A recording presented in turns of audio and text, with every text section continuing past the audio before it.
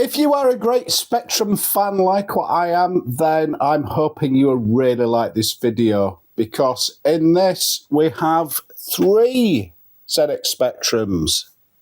2 of the Spectrums are broken, which we'll go on and hopefully repair in this video. And 1 is like brand new in box, and that's the one there, and I'll give you a closer look shortly. But that one is quite unusual, or at least it is to me. I've not seen one like this before, and I'll show you why it's quite unusual, and perhaps you can tell me something more about it, because I've done some research and I can't find anything on it. So these Spectrums have been very kindly loaned to me by a subscriber. Stephen, I know you'll be watching this. Thank you very much. So Stephen reached out to me a while back and said, I've got a big collection of retro stuff. How do you fancy doing a bit of a video on them? And I was like, yes. So from that, a few messages were exchanged, and lo and behold, he rocked up with his 3 Spectrums, 2 Amigas, a ColecoVision, a Binatone TV game thing, an Astro Wars, you name it. But in this video, I'm just going to look at the Spectrums. Hey, big shout out and thank you to PCBWay for sponsoring this video on my channel. PCBWay, they make PCBs from as little as $5 with super fast shipping. Here is one that I got off their project pages. It's a recreation of the issue 3B ZX Spectrum board. So if you fancy getting yourself one of these, get yourself on the PCBWay projects pages. But not only do they do PCBs, they also do 3D printing. This is a little case they made up for me for my little Retroleum diagnostic cart. And as well as 3D printing, they do CNC machining. So whatever your project needs, do check out PCBWay. If you need some inspiration, check out their project pages. It's crammed full of them. But thank you again to PCBWay for sponsoring this video. Link in the description. So this is the first of the Spectrum Stevens lent to me. This is obviously a Spectrum Plus. Its provenance here is, this is Stephen's original Spectrum, which he had since a kid. And this is the one that's dead. And also the keyboard doesn't work. It needs a new membrane, as well as working out what's going on inside it and fixing that. So this one's probably the most important to him. This is going to take a bit of care and attention to get it back to its former self. But perhaps the most interesting one, certainly to me, is this one inside the box.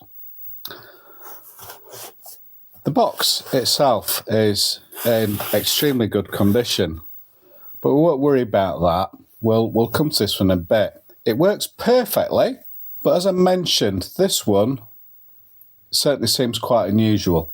And I'll get out of the box in a bit and I'll take you through why I think this one's a little bit special, or at least a little bit different.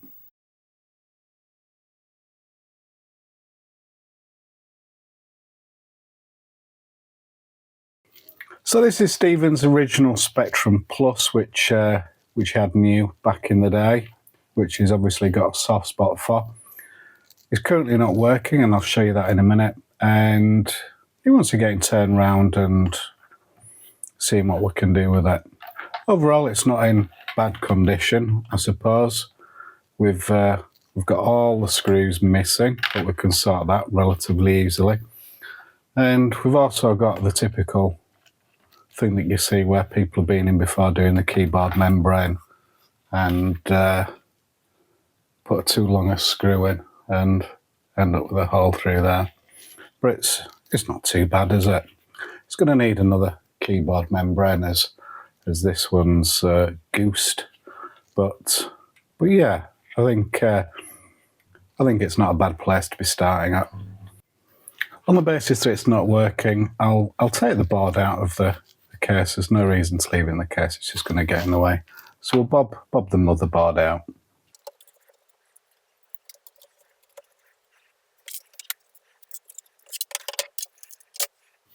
I've already been in and tested it, and I've already done a quick composite mod on it, but I'll just show you what it's doing in terms of when you power it on.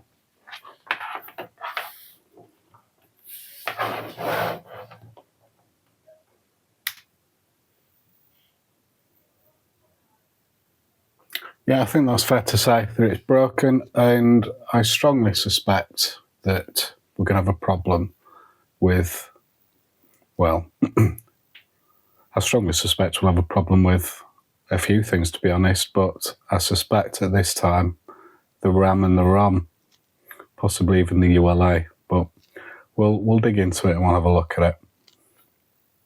With no obvious shorts, it's a good thing to just check we've got the necessary voltages, so I'll just use that as an earth.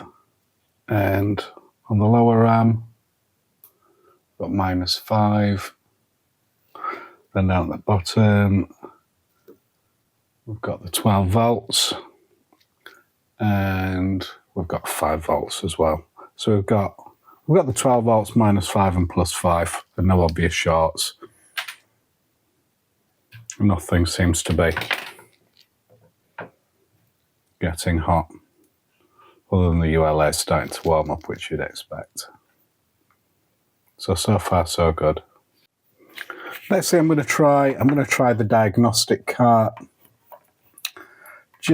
I don't think it's going to work for me, just because I suspect that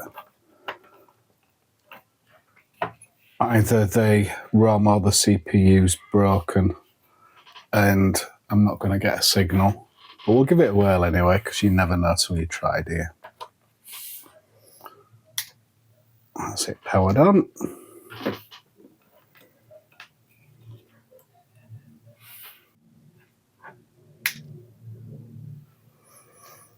And yeah, it's pretty much as I expected. It's not working enough to run the test ROM.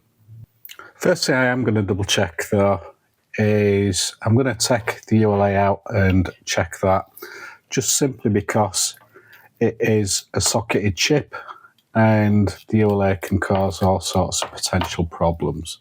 So it's well worth checking first. So I'll try that in a good system. So let's stick the ULA in a good board.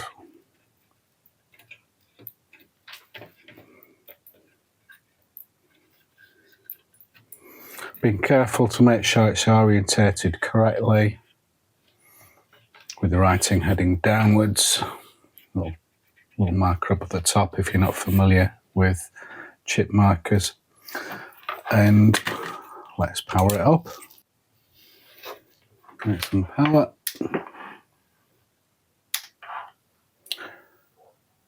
Well, that's good news. The ULA, if you're not familiar with spectrums, is probably the most expensive part. Well, it is the most expensive part to go wrong. And this ULA is working absolutely fine, or at least as far as I can tell at this time. But just to be 100% certain, I'll just run the test ROM on it just to double check. ULA test 6.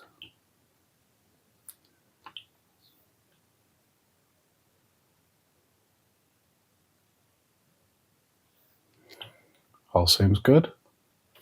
Right, let's go back to the broken spectrum.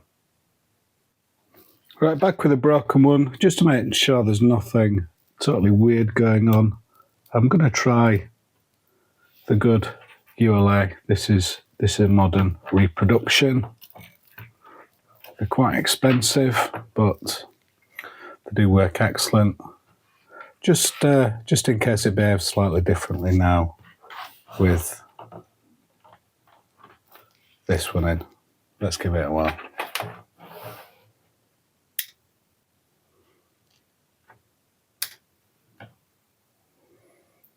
No, very similar behaviour to before, still got the black border. So we can be pretty certain it's got nothing to do with the ULA, which is great news. So I'm satisfied I've got the proper voltages. I'm satisfied that the ULA is okay. There's the upper RAM controller. I think that's what it is, the upgraded the board on the 6A, so you've lost all the logic chips, and I think they've been consolidated into that. I think I'm correct in saying that. We've got the CPU there, we've got the ROM there. So with the black border, I think it's going to be either the CPU or the ROM. And we could take them both out and test them. But one thing that I like to do, especially when I'm working on somebody else's machine, is keep work to an absolute minimum. So what I'm going to try and do is I'm going to try and use this little oscilloscope here and see what activity I've got on the different pins. I'll bring up the pinouts for these, and we'll go through and see what's happening. But before I do that, the heat sink's in the way, and I could bend it out of the way, but I don't want to do that. So I'm just going to unbolt it and lift it up out of the way.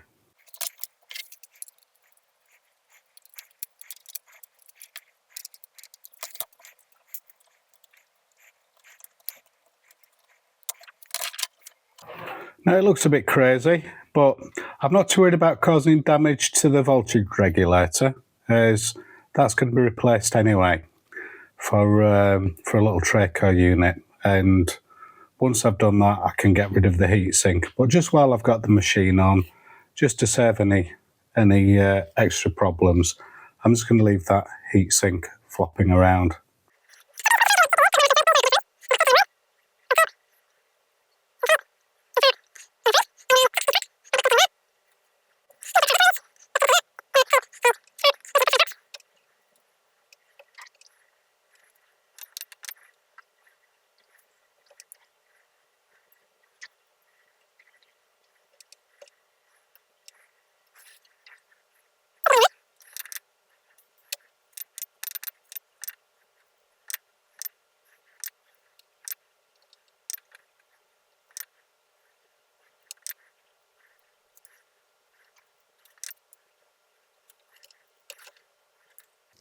So I'm not sure if there's anything conclusive really with the oscilloscope, because I don't really know how to use the oscilloscope. So I thought it might tell me something obvious, but it didn't.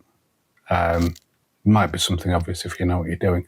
But what I did notice was this was getting quite warm, and to the point where it was a little bit hot in the middle. And my experience of the CPUs is that they shouldn't get hot. They should be warm. The ULA is normal to get hot, but the CPU should not be hot.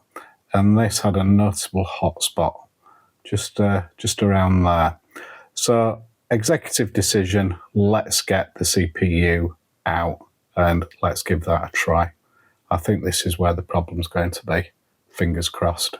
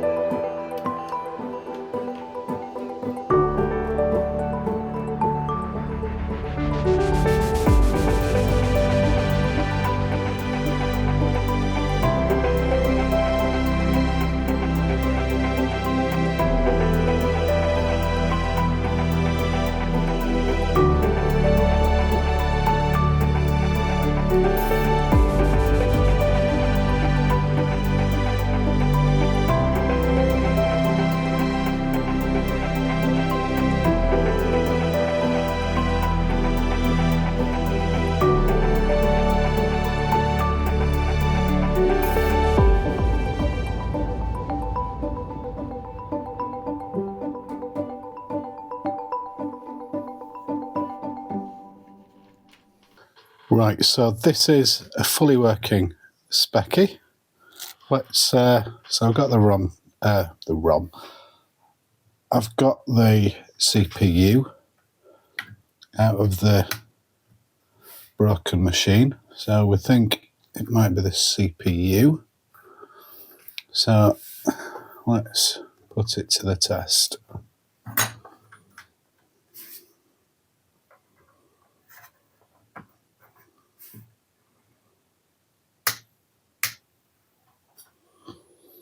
Yeah, so the CPU is definitely bad because otherwise this machine should have booted. So looks like it was a dodgy CPU. So let's get a socket put in and let's put a new CPU in and see if that fixes it. So let's put a fresh socket in.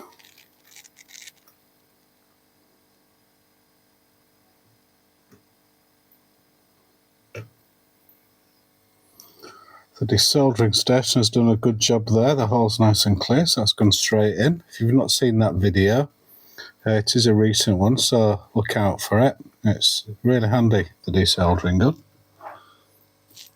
Makes that job look easy, and without it, it certainly isn't.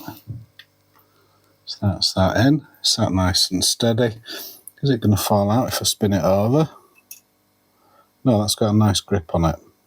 So that's ready for soldering. What you can do is, if it is loose on the board and it starts falling out, is you can put a bit of blue tack in or a bit of tape over it just to keep it in place whilst you tack a couple of the corners in. But that's absolutely fine, is that? So I'll just reposition my board holders.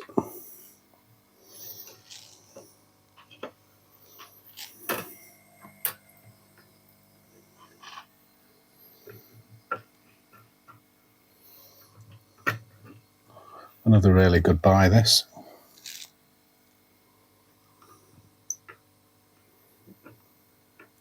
Yeah, it's not moved, so that's ready for soldering. Right, got the soldering iron heated up nicely. Let's pop some flux on here.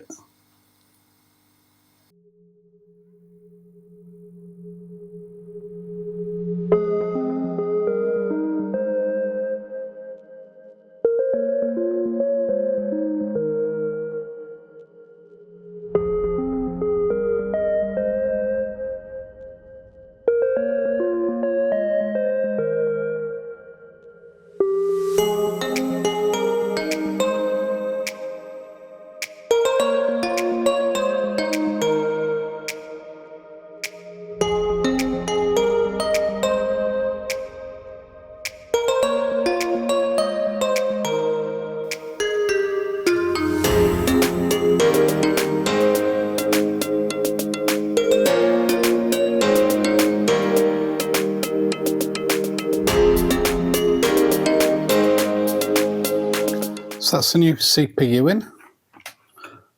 Let's connect up the aerial lead, put some power. So hopefully this will be working.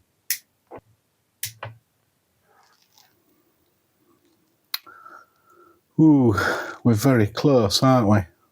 We're very close indeed. Right, let's try the diagnostic cart to see what that comes back with. I think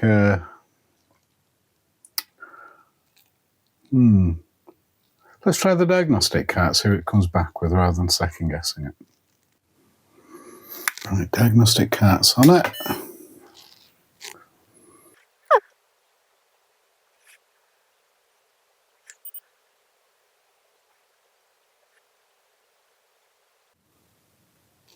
It's gone off completely.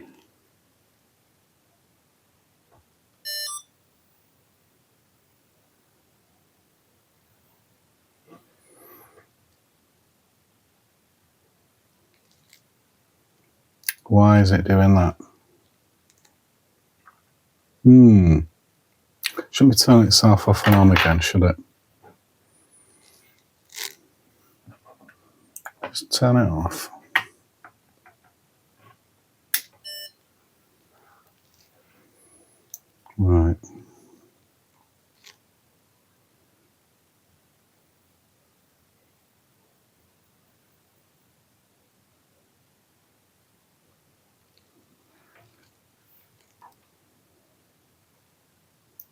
Right, so it's getting so far and then it's just shutting off completely. Wow, that's strange.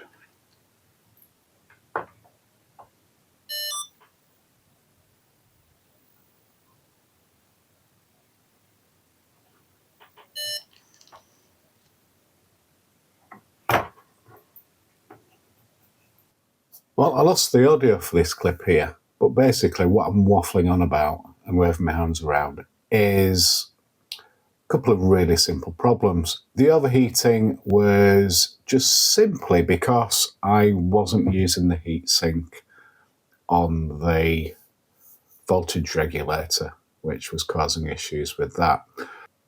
So having put the heatsink back on, that sorted that issue out. And then in terms of the garble picture, that said to me the ULA all day. So it's just a case of giving it a really good clean on the socket with some contact cleaner, and everything magically fixed itself and worked perfectly. As you can see in the video, I went on to pass the tests with no issues whatsoever. So fully working Spectrum. So with the board now working, what Stephen wants to do is he wants to maximise the lifespan of his Spectrum. Like I say, this is the original one from his childhood, so it's quite important to him. So we're doing a few things with this before we give it back. We will give it a full recap, which I've already discussed with him, and is more than happy to do. I will look to replace the 7805 voltage regulator. We'll put a Traco unit in there, and then we can get rid of the heatsink. And we'll also look to replace the barrel jack, because the action on it, whilst it does work fine, it doesn't lose connection, it's not very firm at all. And if you compare that with a good one, it's way off the mark. So we might as well replace that while we're here. You can get them, and they are pretty cheap. Well, I think all the bits are with us. We've got a spare keyboard spring that was missing for one of the pluses. We've got 2 Spectrum Plus membranes, brand new, which is excellent. And we've got a load of stuff from Phil at Retroleum. We've got there the new CPU, a switchable power cord, just save the wear and tear on the DC jack. What else have we got? Selection of various different screws that we're missing. Voltage regulator, replacement DC jack, fix that loose one, and a load of capacitors for the recap. So I think without further ado, we'll start doing it.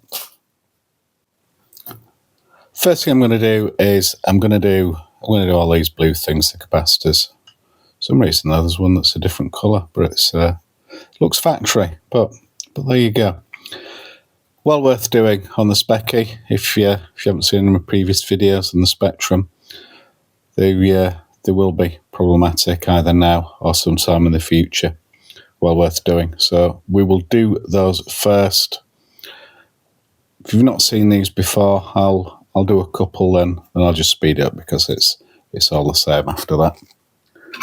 What I'll be using my desoldering gun. You can use a manual soldering pump, which I have done in the past, but I just find this one so much easier. So without further ado, let's bob these two 100 microfarad ones off.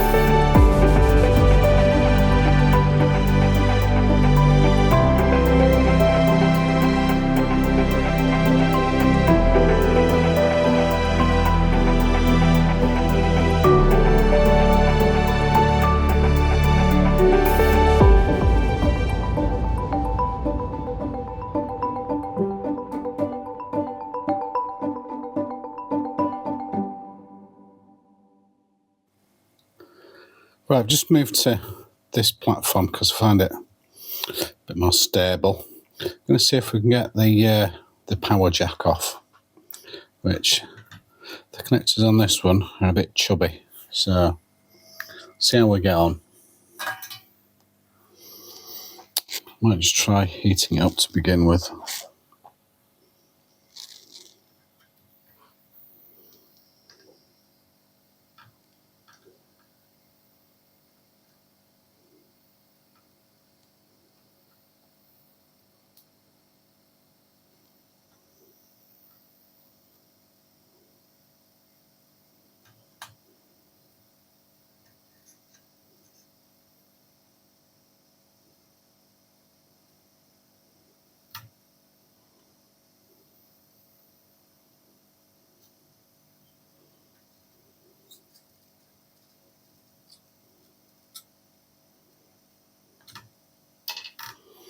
Right, that's that out.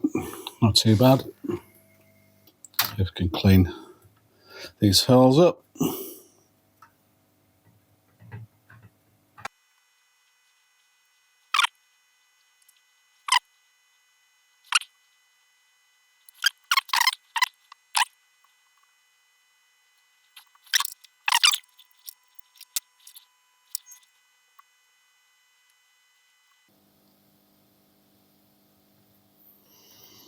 There we go. 3 nice holes.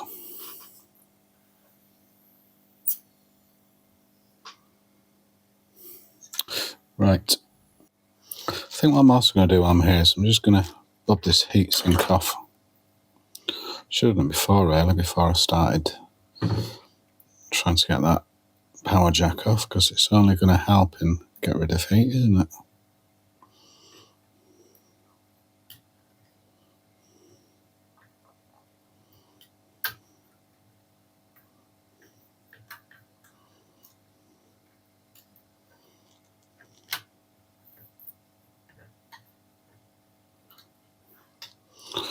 There we go.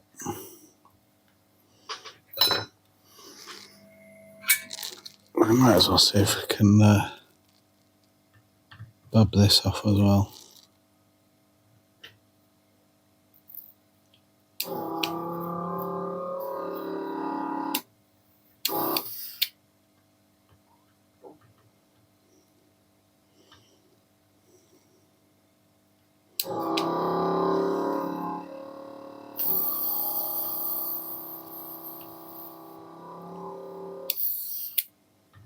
My gun needs a clean out.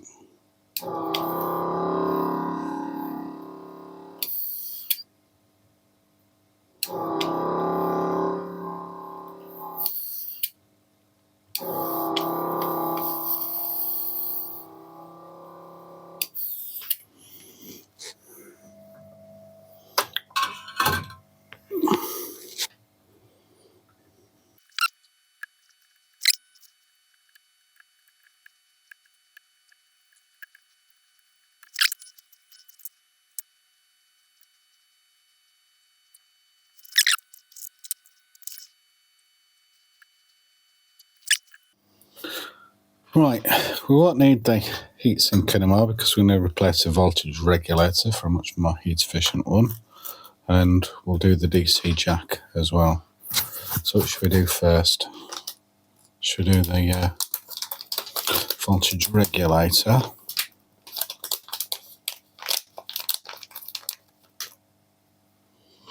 So that's replacement. Quite nifty. Right. Shall I give this a bit of a clean up first on this side? I think I will. Let's get rid of the excess.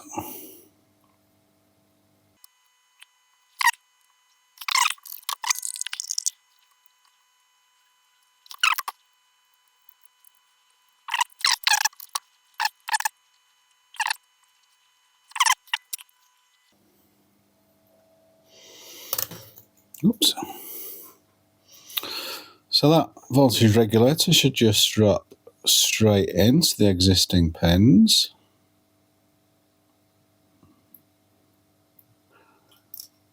Which it's doing, I think.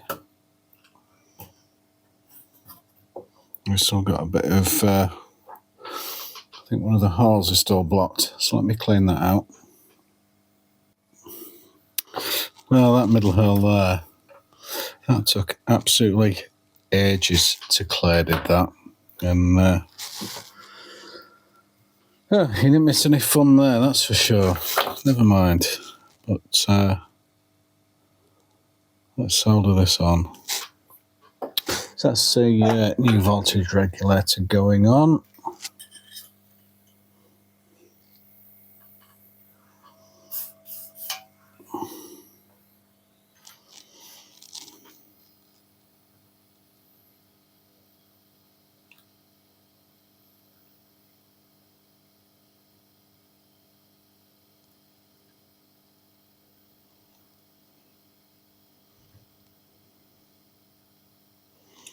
I need to turn my soldering iron up with it being on these substantial earths, grounds even.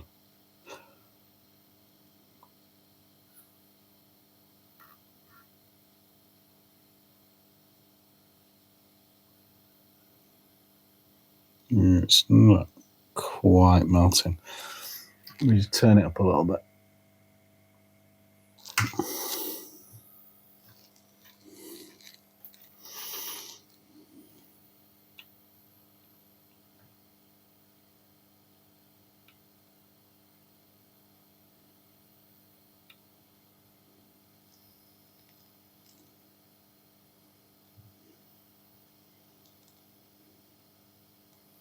There we go, that's better, isn't it?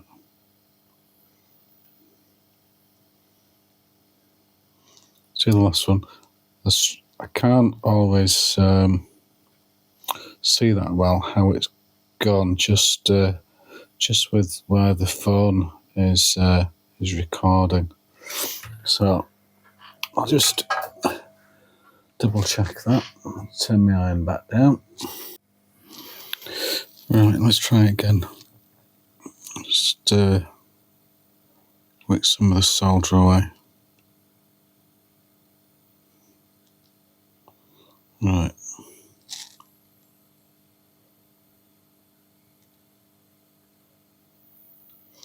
That's much better. Right. Sometimes you can't avoid just turning the iron up a little bit. Right, that's on. So nicely. So now the barrel jack. Where's the barrel jack? One new barrel jack. Well, I need to get some double-sided tape to just stick this in, or just wedge and hold just a little bit while I get one on. I might be unlucky now. Right, let me just tap one on. Let's tack it into place.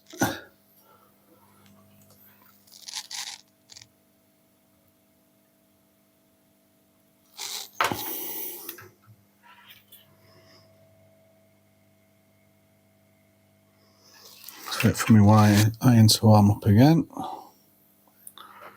Clean while it warms.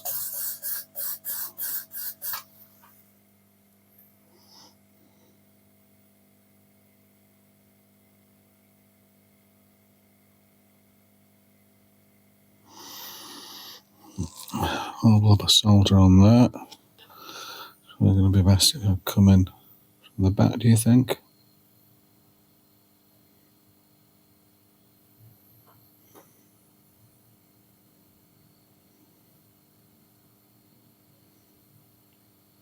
There we go, it's heating up.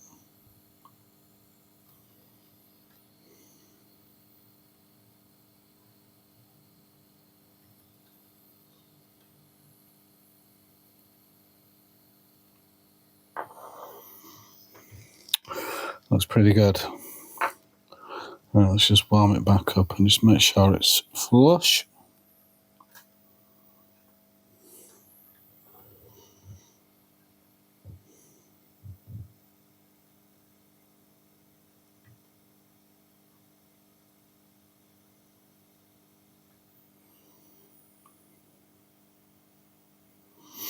Which it is.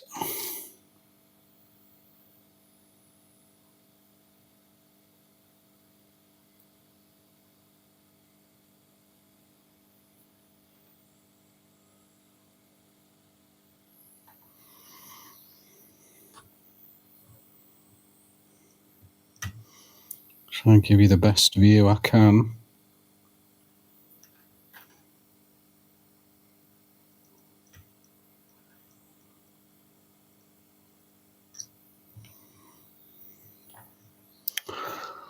There. I think that is okay. Right, board flipped back over.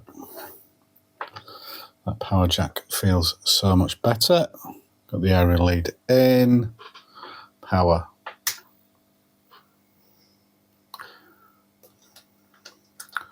Good. It's still working. Great stuff. We've also restored some of the brightness as well on the screen with doing those capacitors. Distinctly brighter image. Distinctly minty. Just while I'm here, I think I'll just let the diagnostics run just to make sure everything is as it should be.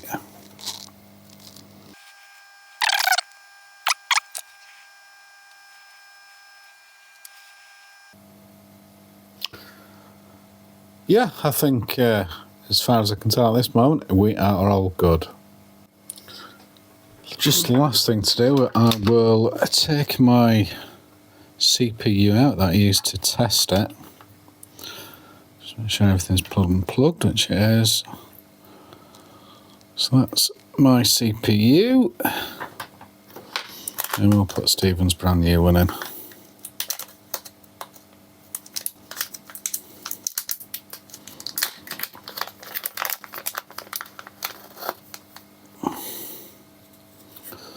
Dimple to the top. Look at that lovely new legs. Getting rid of the slight angle on the legs, just on a flat edge. So dimple up at the top.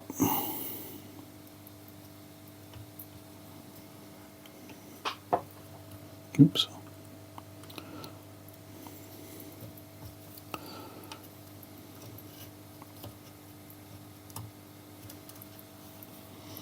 Supporting the board as I push on it.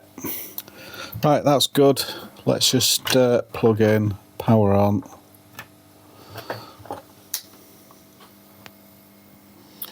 You can't see off camera.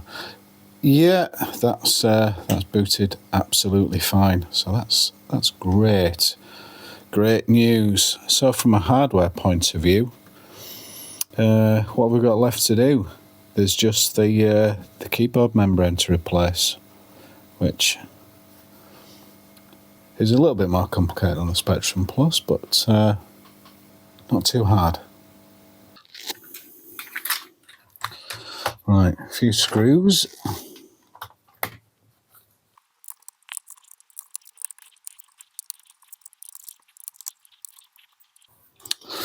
Right. Substantial little back plate there.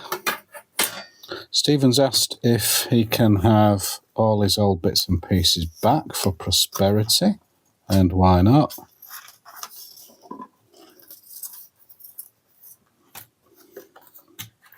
So that's that. So that's the old knackered keyboard membrane.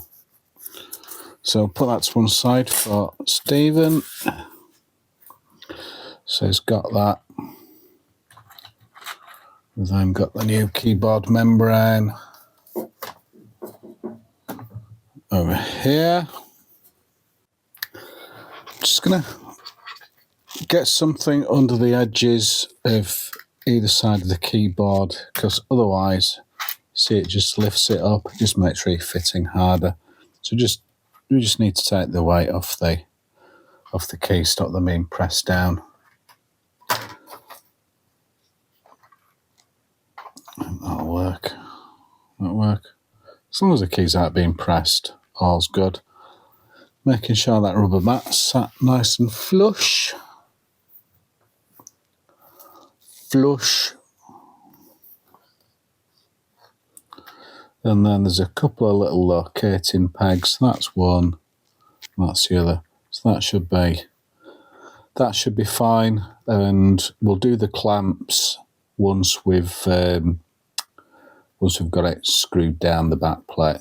Just worth mentioning with the pluses, it's there's two layers, and you've got to be really quite careful when you clamp these down. Otherwise, you'll find out that some of the special function keys just don't work, and you'll be back inside redoing it. So my advice is take your time, and probably find something better than I have to balance it on. Right, let's see if we can get the back plate on without knocking it off. Right, so that's the backing plate, which lines up nicely. Several screws later.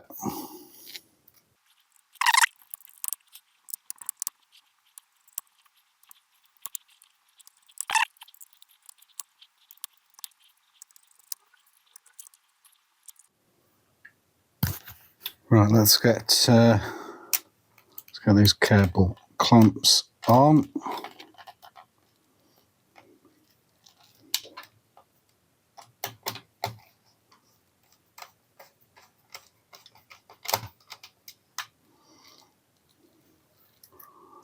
One.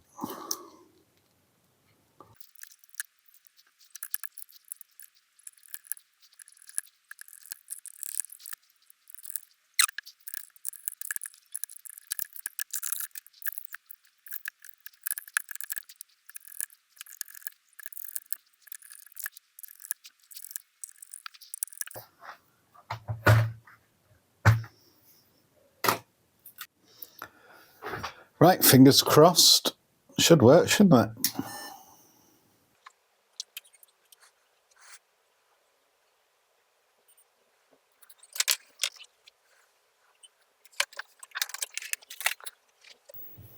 So that's Stephen's Spectrum Plus, well and truly fixed, and hopefully good for another 40 years. Now, sadly, Stephen did ask if I could do a Bluetooth module on this, and it sort of worked, but it didn't. When I say it didn't work, I just couldn't get the signal volume to be loud enough, and I tried everything that I possibly could. And I don't know if you remember, if you've seen one of my previous videos with the Spectrum Plus, particularly with the 6A board, I had similar problems with that, but that was resolved by replacing one of the capacitors. And I tried everything with this, and unfortunately, it just wasn't playing ball, and I couldn't get it to work repeatedly and reliably. So I think for Stephen, it's going to have to be a case of going on to one of the SD card solutions for playing games with that. So it is what it is, isn't it, I suppose.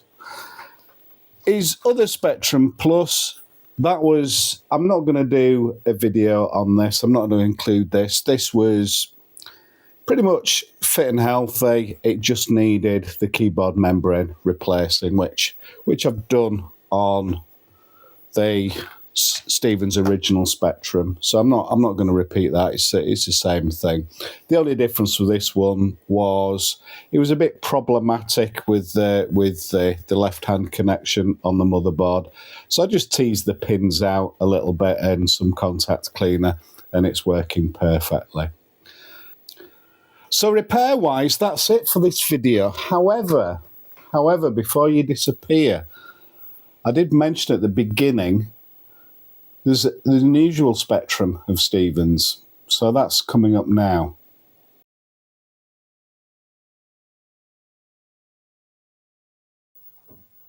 So let's have a look at this one that's unusual.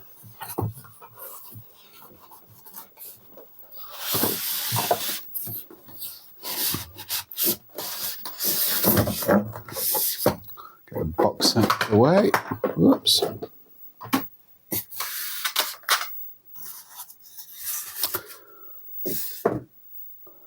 Now, what Stephen told me about this one is, just be careful showing the listing, but Stephen bought this off eBay, and from the documentation, he bought it for £10, believe it or not. But before you get too excited, this was back in 2006 from the paperwork. So it just shows you how the price of these things have gone through the roof. Not just Spectrums, but retro computers in general. As now you're probably paying, I don't know, you're probably paying around £100. But that's it. It's needs a little bit of a clean. But other than that, the keys look almost unused. I imagine this Spectrum has had very little life indeed. And on the back there, we've got a little sticker saying assembled in Portugal, which when we come to open it up, I wonder if this is part of its unusualness. We've got a couple of feet missing as well. No big deal there. Then we've got the power brick and leads and Kempston joystick interface. So let's get all that out of the way, because that's not the interesting stuff. Let's get this opened up and let's have a good look inside. So when Stephen reached out to me, he was like, well, I've got quite a bit of stuff going on, but I also think I've got quite an unusual Spectrum, because he's watched a few of my videos and other content creators' Spectrum videos. And he said, I've been in this one and it's different. And without spoiling it, I'll open it up and I'll show you what he found.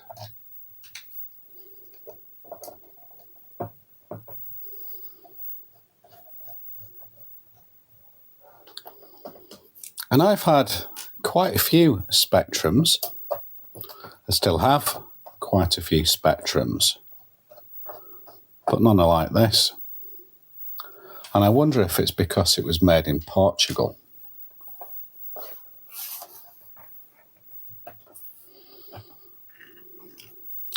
I'm going to be as careful as I can with this, because this is the original membrane.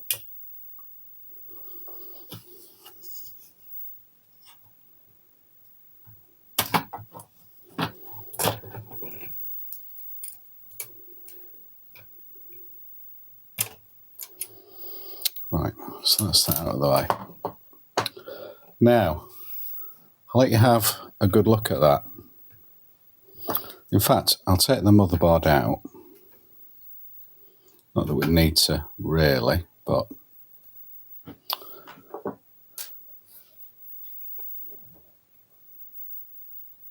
a few dust bunnies in there. Now, for you Spectrum fans out there, what do you notice about it?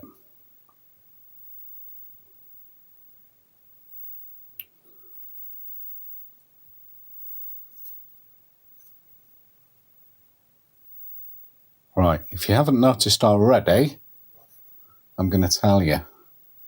Have a look at the lower RAM, which are these chips here. Now, all of these are in sockets. And I have never seen an original Spectrum, i.e. one that hasn't been messed with the lower RAM in sockets. And if you spin it over, you can see, hopefully, if I can do a decent effort with the view, that those lower RAM pins, which are these here, all look completely factory.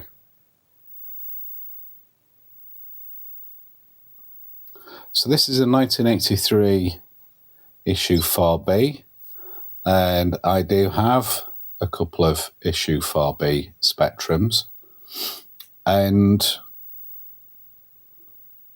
all my ICs are soldered directly to the board.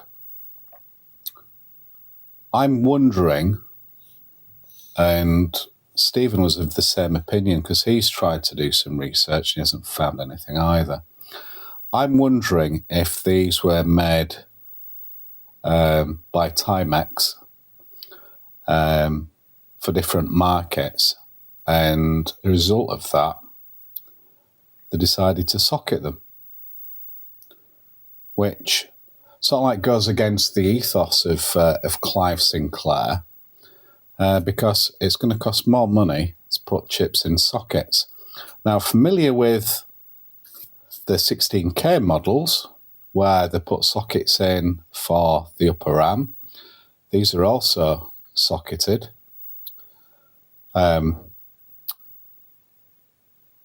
So I don't really know what to make of it.